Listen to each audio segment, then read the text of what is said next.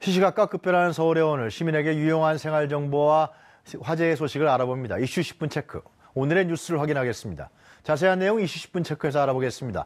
서울시 문화정책자문단 김성수 문화평론가 모셨습니다. 안녕하십니까? 안녕하세요. 김성수입니다. 얼마 굉장히 많이 왔어요, 비가요, 그죠? 저도 이제 새벽까지 일이 있어가지고 일을 하다가 갑자기 막 호우 경보를 안전처에서 보내고 그래서 깜짝 놀랐습니다. 소리가 근데 그 좀 희한하대요. 어마어마한 소리가 들리고. 좀 깜짝 놀랐어요, 이게.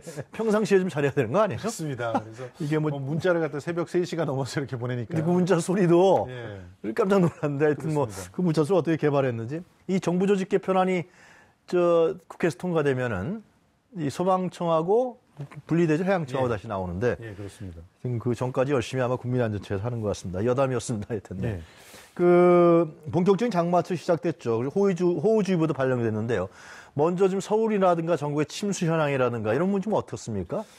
예, 일단 뭐 이틀 남짓한 그런 기간 동안에 중부 일부 지역은 평년 장마 기간 강수량의 그 거의 절반을 넘는, 그러니까 장마 기간에 오는 강수량이 일정 정도 있잖아요. 대략 보면 한 500에서 600mm 정도가 이제 장마 기간에 온다고 보는데 300mm 이상 온 그런 곳들이 있어요.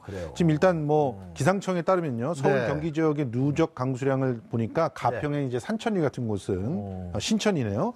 221mm나 내렸고요. 지금도 아직까지 그 비가 그치지 않고 있습니다. 남양주 창현리 같은 경우도 217mm 내렸고요. 강원도 홍천 같은 경우는 343mm. 뭐 절반이 훌쩍 넘는 그런 기록적인 폭우를 맞았습니다. 지금 그 평년 장마 기간의 그 강수량이 중부 지방에는 한 370여 미리, 그리고 남부 지방에는 한 350여 미리라고 하면 지금 홍천 같은 경우는 장마비 내릴 거 다 내렸다 이렇게 보시면 될 것 같습니다. 아무튼 이렇게 그 하루 반나절 사이에 그냥 비가 쏟아져 버리니까요. 곳곳에서 침수 피해들이 잇따랐는데요. 지금 영동고속도로 같은 경우는 이제 일종의 낙석 사고가 나가지고 그 도로가 통제되는 그런 경우가 있었고요. 고양시 같은 데에서도 지금 침수 때문에 그 흙이 무너져 내리면서 집을 덮치는 그런 사고들이 있었다고 알려져 있고요. 전국 곳곳에서 이렇게 침수라든가 뭐 축대의 붕괴라든가 도로의 통제라든가 이런 사고들이 잇따랐습니다. 그래서 이 낮 시간 동안에 지금 소강 상태이기 때문에 이 부분을 갖다 개선하기 위한 복구 작업에 좀 열을 올리고 있는 그런 상황입니다. 북한산에는 차 12대가 파손됐다 그러던데요. 예, 그렇습니다. 뭐 북한산 400가구가 지금 뭐 침수돼 있고 그런 뉴스도 계속 들어오는 것 같아요. 그렇습니다. 지금 뭐 서울 경기 지역에 이 폭우 때문에 여러 가지 지금 소실된 그런 소식들이 들려오고 있는데 지금 문제는 오늘 소강 상태가 지금은 찜통더위처럼 진행이 되고 있는데 소강 상태 이후에 또 비가 내립니다. 그래요? 그리고 오늘 밤에 내리는 비도 역시 호우주의보나 호우경보를 동반한 비입니다. 그러니까 최소 시간당 10mm 이상 내릴 것으로 보고요. 보통 호우주의보가 내리는 경우가 3시간 기준으로 해서 한 30mm 이상, 그리고 호우경보는 3시간 기준으로 했을 때 대략 60mm 이상 내려오면 경보라고 이렇게 얘기를 하는데 지금 보면은 그 이상, 그 3시간에 60mm 이상 100mm 이상을 내릴 것 같다고 지금 추정되고 있기 때문에 지금 축대라든가 혹은 뭐 산사태 걱정되는 곳들에 대해서는 특단의 대책들이 좀 필요한 그런 상황입니다. 하여튼 현재 피해 대책이라든가 피해 현황이라든가 이런 부분은 정확히 아직 서울시에서 집계가 안 돼 있는 것 같아요. 네, 그렇습니다. 지금 뭐 서울시에서는 계속적으로 이제 상황을 갖다 점검하고 집계를 하고 있는데요.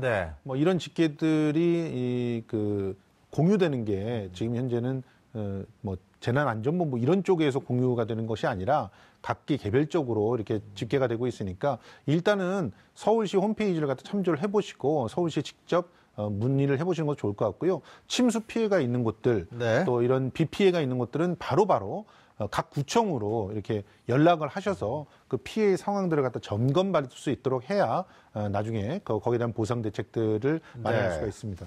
얼마 전에 저희 방송에 서울시 풍수해 대책 관련 관계자들이 나왔었거든요. 그래서 이번 여름에 이런 벌어질 수 있는 이런 현상에 대해서 상당히 준비를 세심하게 했다 그러는데요.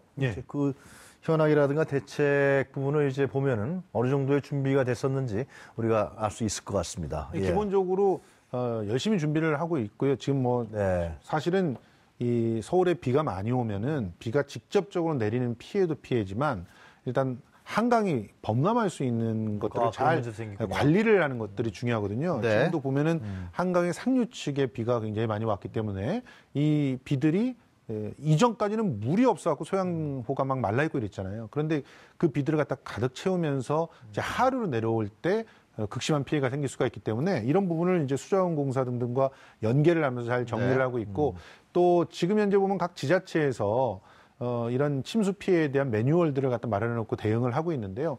지금 보면은 일단은 그 침수 피해에 대해서 네. 적절하게 관리하고 처리하는 것에는 크게 뭐 문제가 있어 보이지는 않습니다. 다만 지금 이 장마라든가 폭염에 대비해 가지고 우리 그 일반 서민들이 준비가 좀 안 돼 있는 부분들이 있는데 이런 부분들에 대해서 꼼꼼하게 지금 보면서 방송에 귀를 기울이셔야 될 것 같습니다.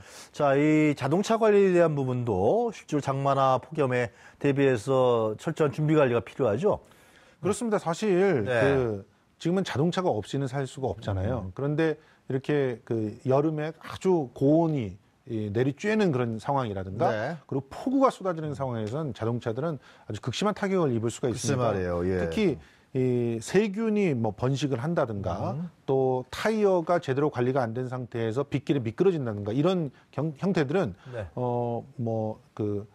일단은 그 필터들 쪽에 관련된 거는 호흡기 질환 쪽으로 바로 올 수가 있고 타이어 관리나 이런 부분들이 안 됐을 때는 바로 교통사고로 이어질 수가 있기 때문에 예. 꼼꼼하게 관리를 해야 된다고 지금 국토교통부에서도 당부를 하고 있는 그런 상황입니다. 실제로 지금 그 가장 먼저 그 체크를 해봐야 될 곳이 빗길 운전 시에 핵심적인 문제가 될 수 있는 타이어거든요. 이 타이어 같은 경우는 대개 보면은 타이어의 그 트레드 홀을 얼마 정도 깊이로 유지해야 되는지 잘 모르고 계세요. 근데 보통 100원짜리 동전을 집어넣었을 때 100자라고 하는 숫자가 안 보일 정도로 깊이 이 트레드가 유지가 돼야 됩니다. 그런데 거의 홈이 사라져 버릴 정도로 마모가 된 됐다라는 거 아니에요, 상당히. 그렇게 마모가 된 상태를 그 고스란히 몰고 다녔다가는 바로 지금과 같은 특히 빗길과 폭우가 왔을 때는 이건 완전히 그냥 수막 현상에 의해서 미끄러지는 그런 상황이 될 수가 있어서 위험하네요. 굉장히 조심을 하셔야 되고요. 그리고 그 보통 여름에 비가 올 거라고 생각이 될 때 그럴 때에는 그 고속으로 또 달릴 수 있는 그런 상황들에서는 타이어의 공기압에 대한 체크와 조절도 상당히 필요합니다. 그래서 장거리를 갖다 가시거나 고속으로 계속 달리실 그런 분들 같은 경우는 타이어의 공기압을 좀 더 넉넉하게 해놓으시는 것들이 필요하다고 하고요. 무엇보다도 월 한 번 정도 그 타이어는 반드시 점검을 해보시고 특히 5년 이상 된 타이어다. 이렇게 되면 무조건 교체를 하시는 것이 좋습니다. 그러니까 5년 이상 되면 그냥 산화가 진행이 되기 때문에 언제 어디서 쪼개져서 터질 줄가 몰라요. 그래서 위험합니다. 겉으로 보기에는 이건 뭐 충분히 홈도 그 깊고 뭐 겉으로 봐서는 아무 문제가 없다 이렇게 생각이 되더라도 5년 정도 되면 반드시 교체를 하는 것이 좋다고 하고 있습니다. 에어컨 필터 관리라든가 주행거리에 대한 체크도 상당히 필요하다고 그러던데요. 그렇죠. 지금 주행거리라고 하는 게 보통 저도 사실은 이제 차의 주행거리를 완전히 파악하고 있다고 생각하고 있기 때문에 가끔 가다가 이제 기름에 뭐 등이 들어오거나 그럴 때도 앞으로 몇 킬로는 더 달릴 수 있어요. 이렇게 생각을 하잖아요. 근데 이걸 빗길이라든가 여름철에는 그걸 과신하면 안 됩니다. 아, 그래요? 특히나 에어컨을 계속 틀어놓고 다니기 때문에 평상시보다 충분히 달리기가 어렵고요. 그리고 또 이 주행거리 관리를 제대로 안 했을 경우에 그 갑자기 빗길 같은 경우에서 차가 막히게 되거나 이런 사태가 벌어졌을 때 꼼짝없이 차를 그냥 빗길에 두고 나와야 되는 상황들이 벌어질 수도 있기 때문에 평소보다는 70% 정도를 생각을 하시고 운행을 하시고 미리미리 기름을 갖다 넣어두시는 거 굉장히 신경을 써야 될 부분이고요. 그리고 무엇보다도 각종 필터 관리, 에어컨 필터는 물론이고 뭐 공기 에어 필터라든가 엔진 필터라든가 이런 필터들을 갖다 잘 관리를 해 두셔야 그 차량 내부에서 뭐 세균이 번식한다든가 곰팡이가 번식하는 일들을 막을 수가 있어서 안전하게 차를 운영할 수가 있습니다. 예, 다른 얘기 좀 해보겠습니다. 그 쉼터 얘기인데요. 그 서울에 쉼터가 설치되지 않은 게 이 중앙정보보건복지부하고 서울시 간의 예산 간의 갈등 때문에 그렇다는 게 사실입니까? 사실입니다. 이제 일단 전제를 갖다 좀 설명해 드리면 이제 아이들이 아동학대를 당하잖아요. 글쎄 말이에요. 그러면 일단 부모들과 분리를 시켜놔야 되겠죠. 대부분의 부모들에게서 학대가 일어나잖아요. 그리고 부모가 아니더라도 아이들을 되게 이렇게 보호하는 그런 어른들이 학대를 하는 경우가 90%가 넘습니다. 그러니까 일단 아동학대가 벌어졌다. 그러면 부모 혹은 보호하고 있는 보호자와 분리를 시켜줘야 돼요. 그럼 그 분리를 시켜주는 아동은 어디로 갑니까? 쉼터로 가야 되는 글쎄 거거든요. 말이에요. 그런데 이 쉼터가 단기적으로 보호해 줄 수 있는 곳이 있고 장기적으로 거기서 이제 지낼 수 있는 곳이 있어요. 서울시에는 장기적으로 지낼 수 있는 곳이 지금 단 한 곳도 없습니다. 그래요? 왜 그렇습니까, 그게? 그러니까 이게 말씀하셨던 대로 보건복지부하고 보건복지부하고, 서울시하고 예산이 조율이 안 돼서 갈등이 벌어졌기 때문인데 네. 지금 이제 그 서울 지역의 아동학대가 꾸준히 증가해서요. 네. 지난해 2,245건. 그러니까 이게 그 전국이 18,573건인데요. 그 중에 2,245건이라면 상당히 많은 수준이고, 서울에 그게 일어나고 있다는 경기도가 4,300여 건인데 경기도 바로 다음으로 2등입니다. 네. 그런데 보호시설이 이렇게 부족하다는 것이죠. 근데 서울시에서는 항변을 하기를 네. 서울시 땅값이 비싸지 않느냐. 그렇기 때문에 사실 그 웬만한 그런 공간을 갖다 확보를 하고 거기를 리모델링하고 운영을 하려고 하니까 그 정부에서 충분히 지원을 갖다 해주지 못해서 그런 공간들을 마련하기가 어렵다라고 한 얘기예요. 그런데 네. 정부의 입장은 모든 지자체에 동일하게 지원을 해줘야 되지 어떤 지자체는 집 한 채 짓는 데 더 많이 지원해주고 어떤 데는 안 지원해주고 그럴 수 없지 않느냐. 이건 특혜가 될 수가 있다. 이렇게 얘기를 하고 있는데 지금 서울시 같은 경우는 기본적으로 예를 들어서 복지비와 시비를 합해가지고 한 3억 원 정도로 45평 정도 되는 집 한 채를 사거나 임대를 하려고 하는 방침이었는데 서울에 전혀 없더라. 그래서 어쩔 수 없이 돈이 들어갈 수밖에 없고 이런 곳을 찾아가 봤더니 형편없는 그 상태에 놓여 있는 노후주택이더라.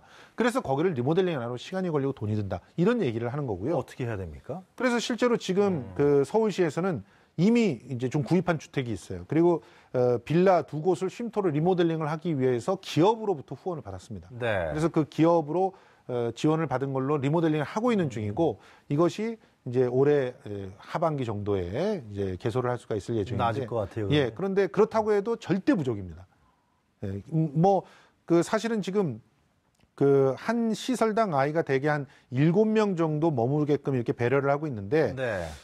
그런데 복지부가 지정하고 있는 쉼터가 38곳이에요. 근데 이 서울시에서 열겠다라고 하는 곳이 지금 기껏해야 올해 안에 한 2곳 정도 이렇게 열 예정이니까 예. 이제 좀 더 적극적으로 노력을 해서 서울시의 어떤 규모나 빈도수에 알겠습니다. 보면은 예. 최소한 4곳 정도는 개소를 해야 되는 그런 상황이 아닌가 생각합니다. 마지막으로 저 문제 좀 간단히 알아보죠. 그 날씨가 더워지면서 이게 몰래카메라, 예. 몰카를 걱정하는 여성들이 많아졌다는데 보통 심각한 게 아닌 것 같습니다. 그렇습니다. 네. 지금은 몰래카메라 문제가 일단 몇 가지 요소가 이제 하나가 돼가지고 이제 발달을 하고 있는 건데 네. 일단 몰카 기술이 너무 발달했어요. 그래요? 이젠 진짜 보이지도 않습니다. 찾기가 너무 힘듭니다. 카메라도 요만하다 그러더라고요. 예, 아주. 육안으로 찾기가 너무 힘든 상황이에요. 그래서 이 몰카를 탐지하는 탐지기를 들이대야지만 찾을 수 있는 그런 상황이에요. 그러니까 이 기술의 발달과 네. 두 번째로 이 몰카 범죄는 있잖아요. 기본적으로 그다지 범죄라는 생각들을 남성들이 하지 않는다는 게 가장 큰 문제입니다. 왜? 처벌이 약하니까요. 처벌이 약하군요. 예. 그냥 훈방 조치되거나 주의를 주고 뭐 반복적으로 됐을 때 구류 정도 그리고 벌금형이 대부분인데 이 정도 갖고는 사실은 제대로 된 처벌을 네. 받았다고 하기가 어렵죠. 그러니까 상습적으로 반복했을 경우에만 이제 근데 그걸 찍은 올라간다는 것을 막 것인데 인터넷에 올리고 막 그러잖아요. 그게 세 번째 조건인데요. 네. 그 인터넷에 올려서 돈을 벌 수가 있어요. 돈까지 벌어요? 그럼요. 그러니까 이제 뭐 소라땡이라고 해가지고 굉장히 유명한 사이트 얘기가 있었지 않습니까? 여기서 몰카가 수백만 건이 나왔어요. 근데 그 수백만 건들을 올려서 네. 누군가 그걸 다운받게 되면은 수익이 분배되는 조건을 유지하고 있다 보니까 이 몰카를 통해서 수익도 얻고 자기의 변태적인 성욕도 채우고 그리고 특히 몰카가 범죄라고 하는 그런 인식들이 자꾸 없는 그런 상태라고 보니까 별로 부담을 안 느끼고 이런 거기서 범죄를 이제 그 피해 당하는 여성들은 어디 가서 할 수 있나요? 심각하죠. 실명으로 올라가는 경우도 케이스도 그렇습니다. 있고. 실제로 이 몰카들은 몇 가지 종류가 있는데 그냥 사진만 찍어서 올리는 몰카들 같은 경우는 피해도가 좀 적다고 볼 수가 있는데 네. 몰카를 설치하고 불법 동영상 같은 걸 글쎄 찍거나 말이에요. 또 리벤지 포르노라고 해가지고 요즘 자기와 연인일 때 찍어놓은 것들을 그냥 막 헤어졌다고 해서 돌려버리는 거예요. 참, 너는 네. 사회적으로 매장돼야 된다는 식으로 이렇게 공격하는 거. 이런 네. 것들에 대해서는 특단의 재택들이 있어야 되고요. 아주 정말 엄한 죄로 다스리지 알겠습니다. 않으면 이 문제가 근절이 안 될 것입니다. 자, 오늘 말씀 잘 들었습니다. 감사합니다. 고맙습니다. 네, 지금까지 김성수 평론가였습니다.